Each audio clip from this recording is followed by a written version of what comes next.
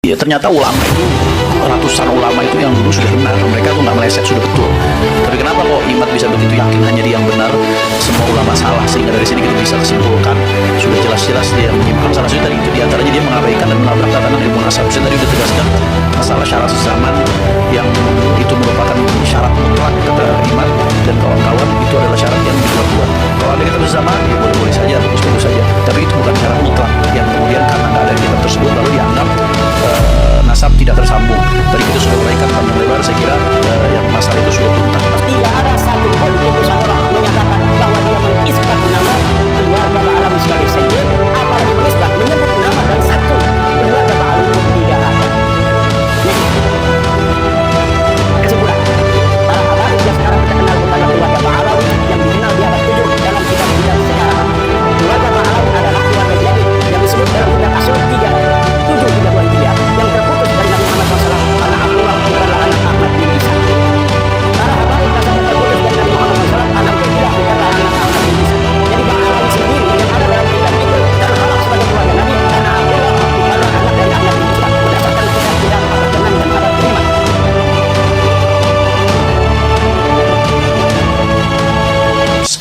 Kemudian di antara kaidah nasab berikutnya yang diabaikan, saudara Imad ini selalu mengatakan nasab habaib Ba'alawi mardudun batil, tertolak, batal. Oh, bahkan mustahil mustahil tersambung. Nah, ini nih lagi-lagi hal ini timbul karena mengabaikan klasifikasi nasab menurut ulama nasab. Ini penyimpangan terkait ilmu nasab juga.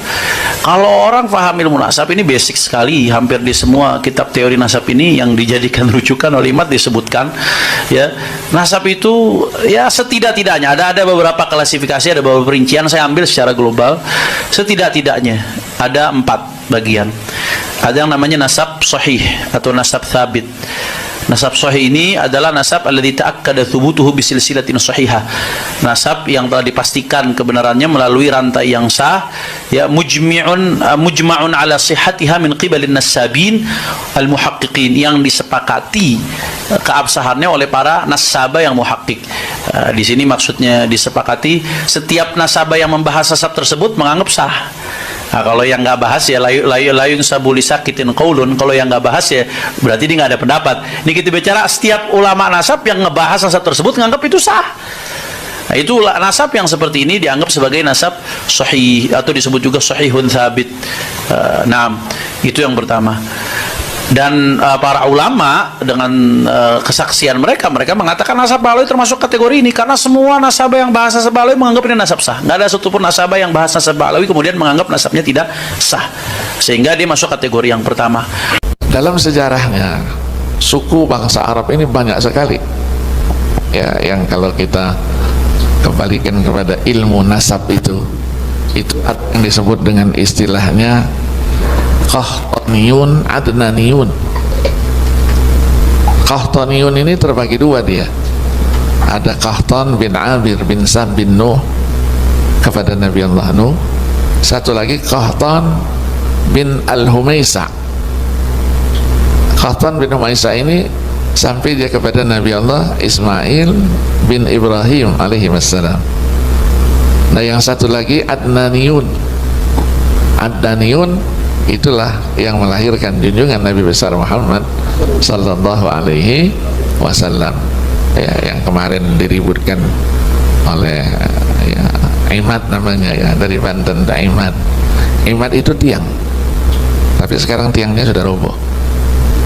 Kenapa? Karena yang disampaikan tidak didasari oleh ilmu pengetahuan, emosi, ya.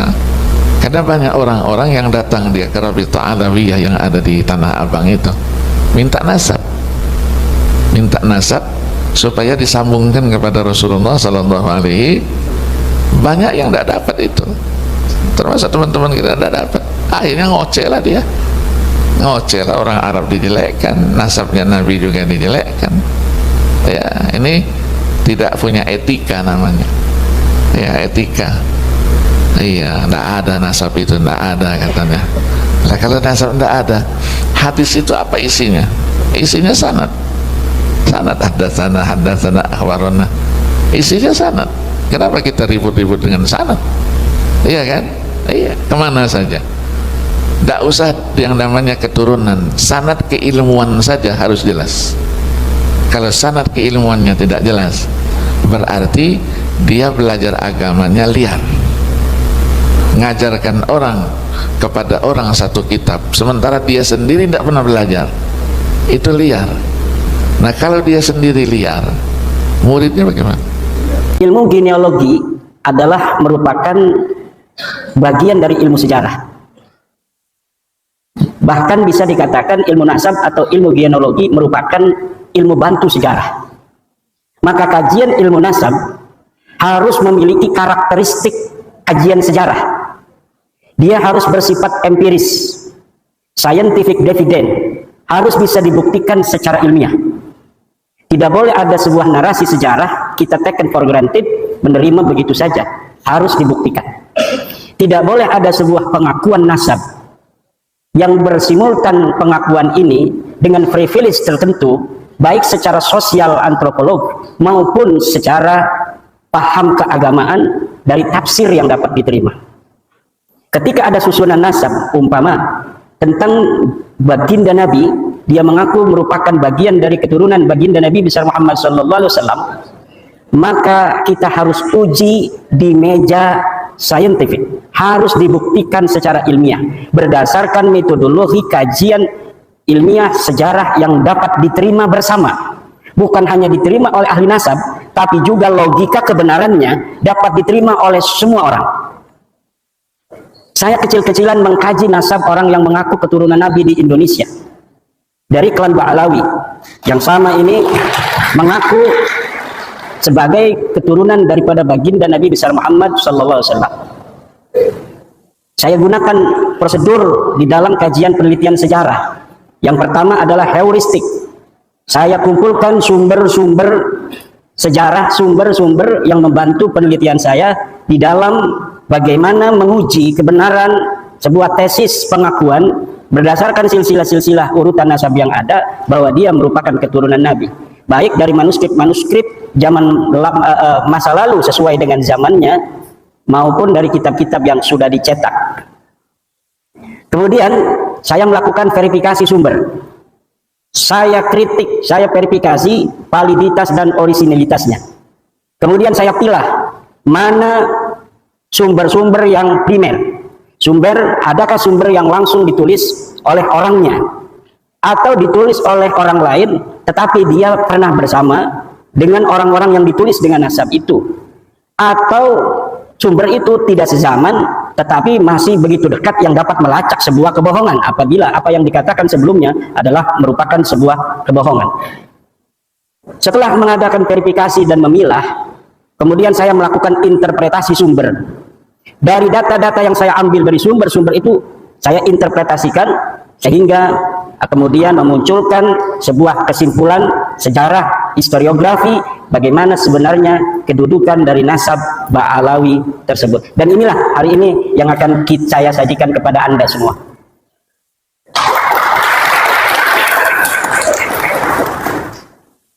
Kaum Ba'alawi yang kita kenal di Indonesia dengan istilah Habib mengaku sebagai keturunan Nabi Muhammad SAW melalui jalur Ahmad bin Isa bin Muhammad An-Naqib bin Ali Al-Uraidi bin Ja'far Shadiq bin Muhammad Al-Baghir bin Ali Zainal Abidin bin Husain bin Fatimah Zahra bin Kanjeng Nabi besar Muhammad SAW.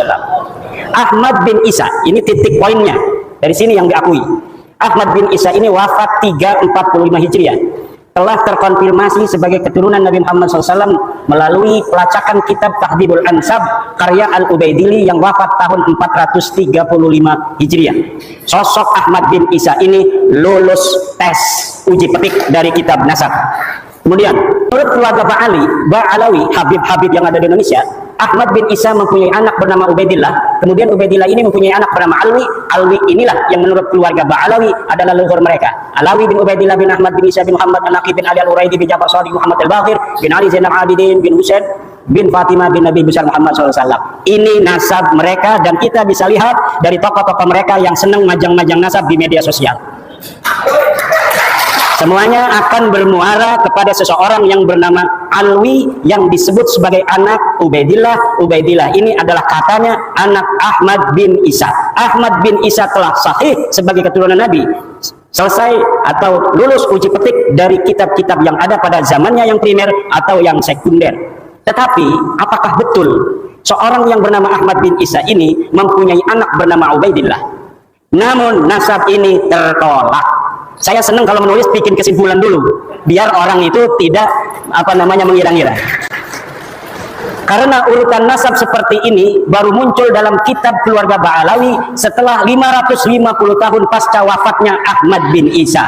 Tadi kita kenal wafatnya 345.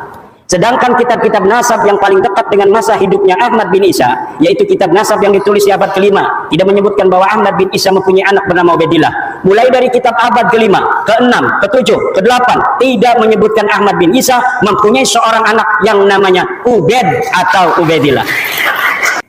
Kitab abad ke-5, Muntaqilat Talibiyah, karya Abu Ismail Tabatabai yang wafat tahun 400 Hijriah menyebutkan bahwa sebagian anak Ahmad bin Isa adalah Muhammad yang tinggal di Roy, tidak ada Ubaid.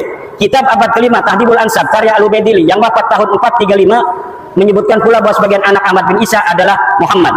Kitab abad ke-5, Al-Mazdi, karangan Al-Umari, wafat 490 menyebut pula bahwa sebagian anak Ahmad bin Isa adalah Muhammad. Kitab abad ke-5 sepakat tidak menyebutkan bahwa Ubaidillah sebagai anak Ahmad bin Isa. Namun masih ada kesempatan. Kitab-kitab abad ke-5 tersebut masih membuka masuknya nama lain dari anak-anak Ahmad bin Isa karena kalimat yang dipakai adalah kalimat yang tidak menunjukkan makna terbatas atau hasr. Menggunakan kalimat sebagian dari anaknya adalah Muhammad. Kitab abad yang dapat terlacak ada dan sudah dicetak abad ke-5, 3 ini sepakat bahwa tidak ada anak Ahmad bin Isa bernama Ubaidillah. Next. Kitab abad ke-6, Asy-Syajarah Al-Mubarakah yang ditulis tahun 597 Hijriah, karya dari Imam Fahru-Razi yang wafat 606 Hijriah menyebutkan bahwa keturunan Ahmad bin Isa hanyalah dari 3 putranya, yaitu Muhammad, Ali, dan Husain. Ini sudah hasr. Imam Al-Fahru-Razi ketika menyatakan anak Ahmad hanya 3 menggunakan jumlah ismiyah, fa'aqibuhu min salasati banin. Menurut ulama nasab, apabila kitab nasab menggunakan terma jumlah ismiyah, ini menunjukkan makna asal atau terbatas. Berbeda ketika ulama nasab menggunakan jumlah fi'liyah, semisal fa'aqaba min salasati banin, ini masih memungkinkan ada nama lain selain 3. Tapi ketika terma kalimat menggunakan jumlah ismiyah seperti Asy-Syajarah Al-Mubarakah seperti itu, maka berarti yang bisa direkam secara meyakinkan oleh Imam Al-Fahru-Razi berdasarkan ilmunya adalah bahwa anak Ahmad bin Isa hanya 3, yaitu Muhammad, Ali, dan Husain. Tidak ada Ubaid. Begitu pula lafaz salah satu banin merupakan isim adad bilangan. Menurut ahli usul fikih, lafaz adad merupakan salah satu lafaz khusus. Jika dikatakan fakafaratuhu it'amu asyarati masakin, maka maksudnya adalah 10 orang miskin, tidak kurang tidak lebih. Maka ketika di abad ke-9, 550 tahun setelah wafatnya Ahmad bin Isa, dikatakan bahwa Ahmad mempunyai anak bernama Ubaidillah, maka nama itu tertolak. Lalu dari mana Imam Fahru-Razi mengetahui 3 ini? Tanpa adanya referensi yang disebutkan dalam kitab Asy-Syajarah Mubarakah, inilah yang dikritisi oleh Rumail Abbas misalnya dan yang lain sebagainya. Imam Fahru-Razi, saudara, ketika menyebut anak Ahmad bin Isa hanya terbatas pada 3 saja, ini sangat bisa dipercaya. Kenapa?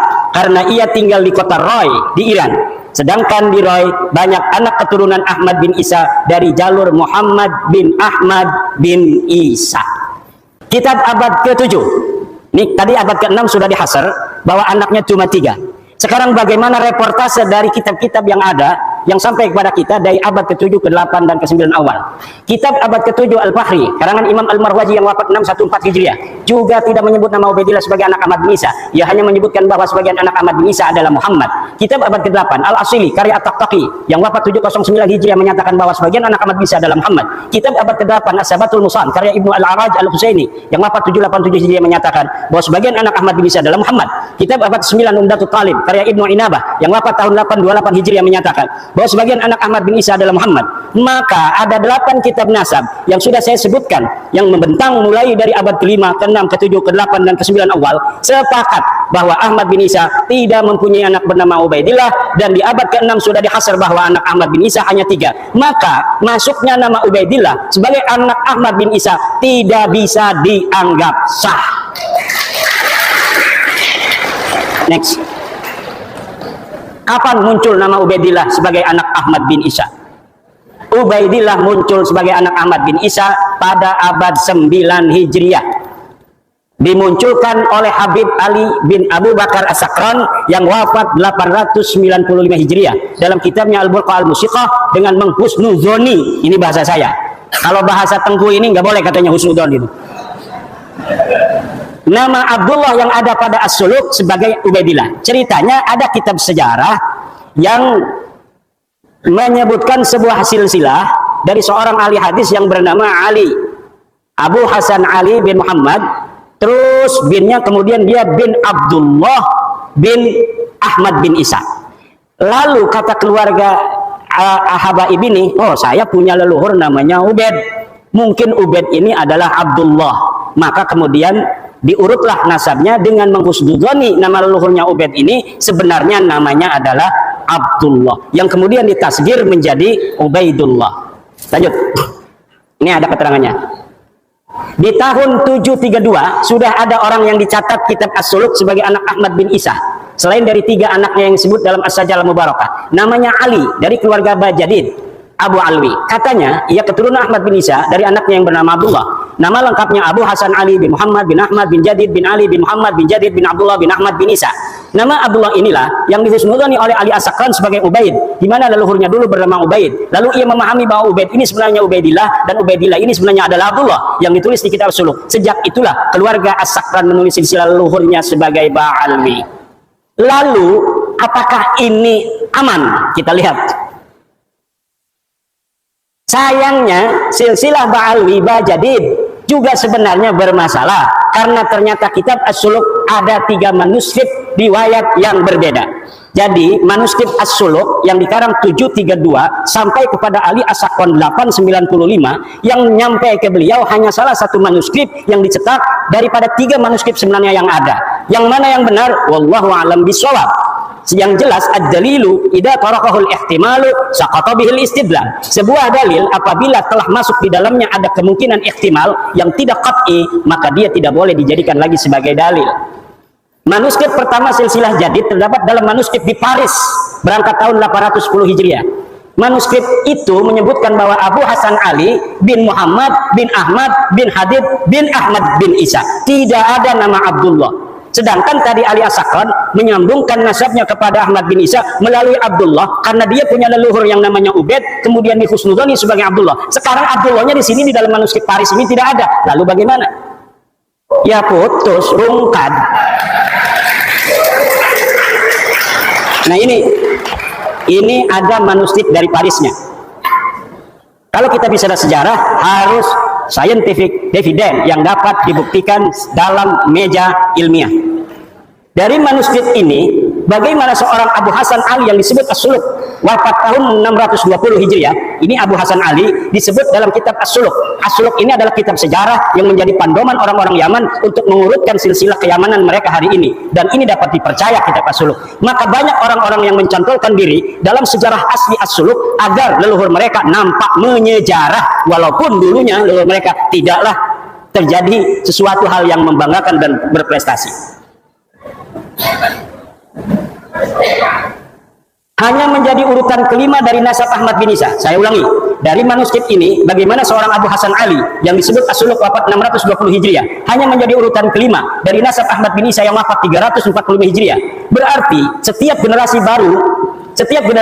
baru mempunyai anak di umur 55 tahun, dan ini tidak masuk akal dalam ilmu genealogi di mana setiap generasi dengan generasi berikutnya berjarak lahir dan wafat rata-rata harusnya 33 tahun. Dan dengan manuskrip ini, cantolan Habib Ali As-Sakran menjadi bias dan tidak sah. Karena apa? Karena Habib Ali As-Sakran mencantolkan keluarganya ke Ba'alawi karena ada nama Abdullah yang disebut As-Suluk. Sedangkan di dalam manuskrip As-Suluk versi Paris ini, Abdullahnya teaya. Silakan.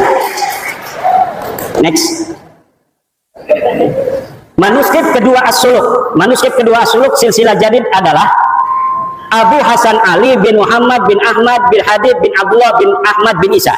Dalam manuskrip 2 ini nama Abdullah memang ada, namun jumlah nama hanya 6. Ada tambahan nama Abdullah dari versi manuskrip yang pertama. Perkiraan jarak wafat dan lahir antara nama-nama itu 45 tahun. Walau lebih muda dari manuskrip sebelumnya, tetapi tidak masuk akal. Ditambah dari sini dipahami bahwa nasab Bajadid ini mudtharibah, berubah-ubah, yang menunjukkan bahwa nasabnya ada masalah, sulit untuk dikatakan sahih. Lanjut.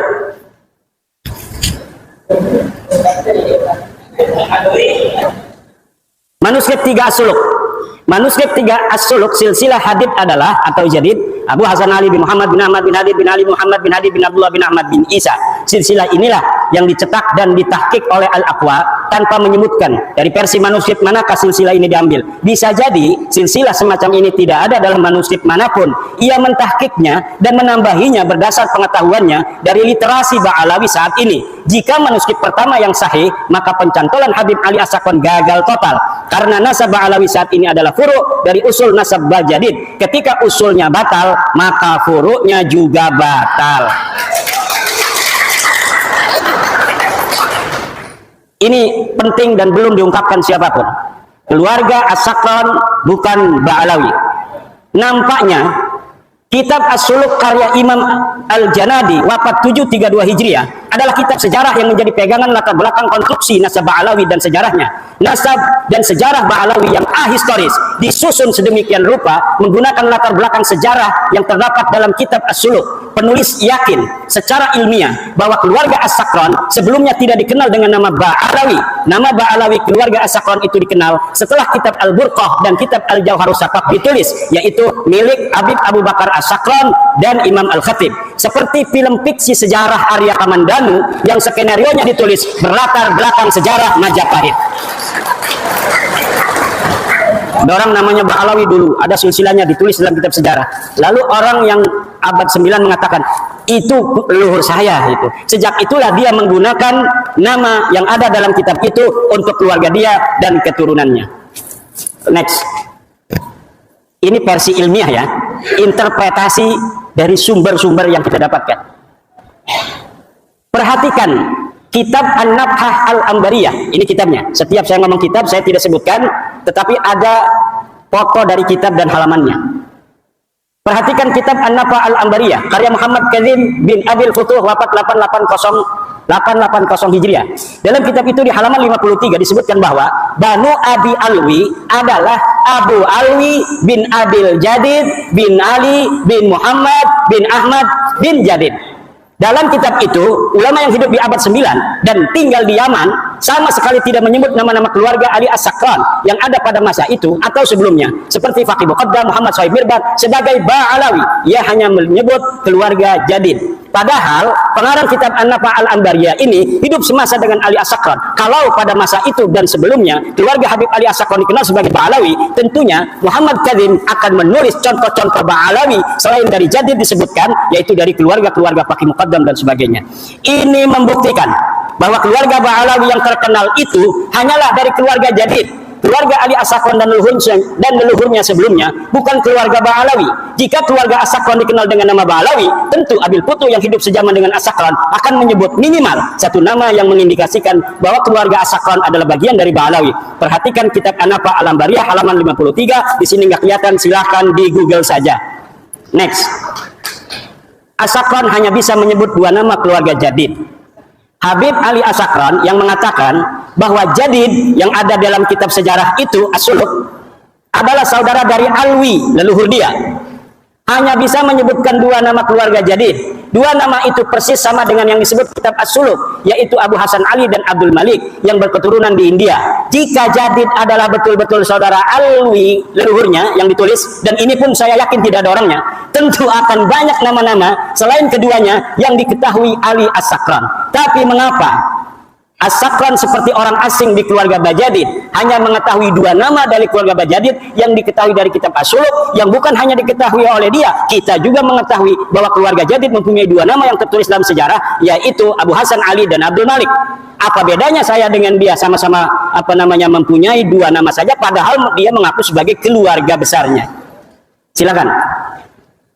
Makam Ahmad bin Isa ditemukan setelah 602 tahun. Ahmad bin Isa yang wafat tahun 345 Hijriah, makamnya hari ini berada di Husaisah.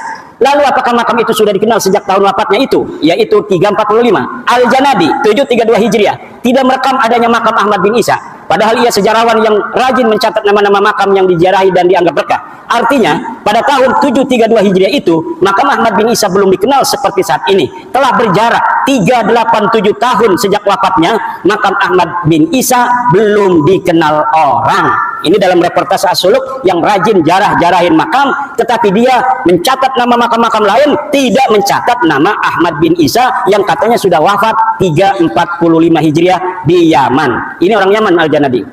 Syekh Ahmad bin Hasan Muallim menyatakan, tidak ada dalam sejarah Yaman makam diagungkan yang di atasnya ada mashhad dan masjid sampai separuh abad 5, kecuali yang disebut sebagai Masjid Syahidain di San'a, Al-Kuburiyah fil Yaman 176. Lalu kapan berita bahwa Ahmad bin Isa ini dimakamkan di Husaisah?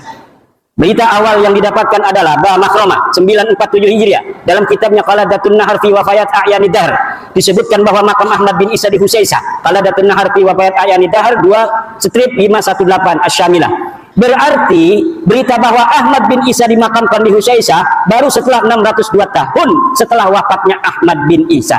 Kitab tersebut pula menyebutkan bahwa keyakinan makam Ahmad bin Isa di Husaisah itu karena Habib Abdurrahman bin Muhammad berziarah di situ dengan isyarah adanya cahaya yang nampak di atas sananya. Jadi ditemukannya makam itu setelah ratusan tahun bukan karena adanya kitab sejaman yang menyebutkannya, tetapi berdasarkan isyarah spiritual. Diceritakan di situ bagaimana cara menemukannya, yaitu dengan meminta doa kemudian melihat cahaya. Ada cahaya di situ maka ditetapkanlah makamnya di situ. Dan sekarang banyak terjadi seperti itu, makam-makam baru yang dulunya kita tidak mengetahui pernah ada makam di situ, kemudian sekarang ada makam. Ini masih mending, tidak merampok siapa-siapa, dia hanya berbohong. Makamnya sudah ada namanya, kemudian namanya dibelokin kemana-mana, tidak sesuai dengan tradisi riwayat dari keluarganya sendiri.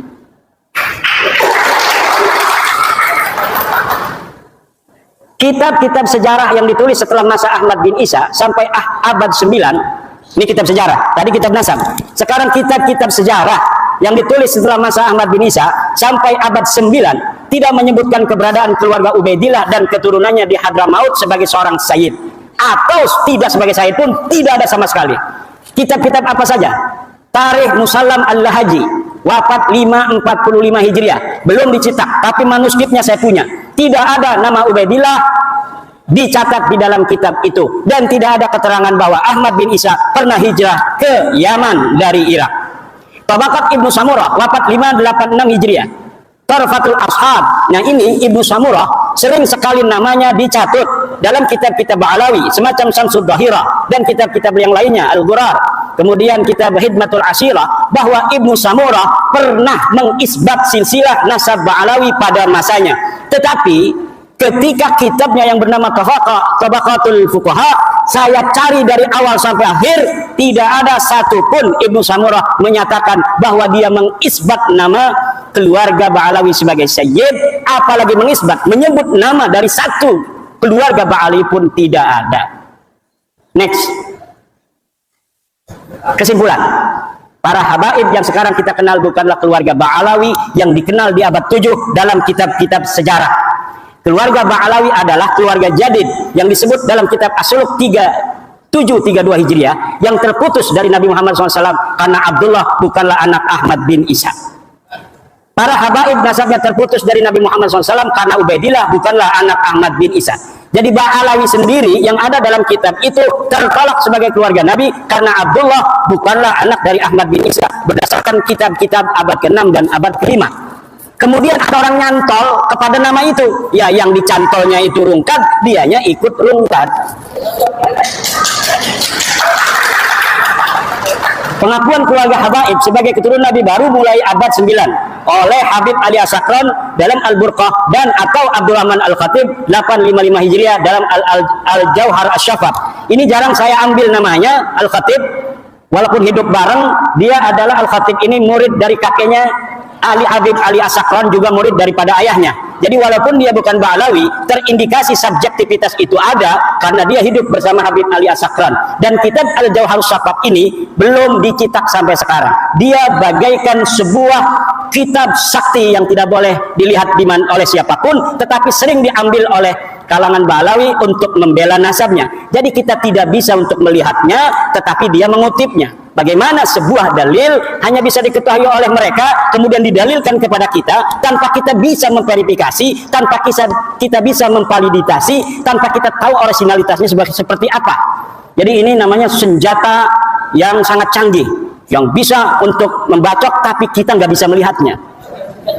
Kitab-kitab yang lebih mudah dari As-Sajarah Al-Mubarakah 606 yang menyebutkan bahwa Ba'alawi habaib tersambung nasabnya kepada Rasulullah tertolak karena hanya mengutip dari Al-Burqah dan Al-Jauhar kitab abad 9 Hijriah. Next. Terakhir, usaha yang perlu ditempuh habaib agar nasabnya tersambung. Saya kasih clue-clue. Seorang yang meneliti ya harus begitu kan. Kita bukan karena tendensi, subjektivitas dan sebagainya. Enggak, kita ilmiah aja. Para pendukung nasab Ba'alawi habaib untuk tersambung nasab mereka harus menyajikan kitab yang lebih tua dari As-Sajarah Al-Mubarakah yang menyatakan bahwa 1. Ahmad bin Isa mempunyai anak bernama Ubaidillah, 2. Ubaidillah mempunyai anak bernama Alwi. Untuk bisa dikatakan bahwa para habaib sekarang ini tersambung kepada keluarga Ba'alawi, maka harus menyajikan kitab yang lebih tua dari As-Suluk yang menyebutkan bahwa Jadid mempunyai saudara bernama Alwi. Jika 3 pertanyaan itu tidak terjawab, dan yakin tidak akan terjawab kecuali bikin manuskrip palsu, maka para habaib bukanlah keturunan dari Nabi besar Muhammad sallallahu alaihi wasallam.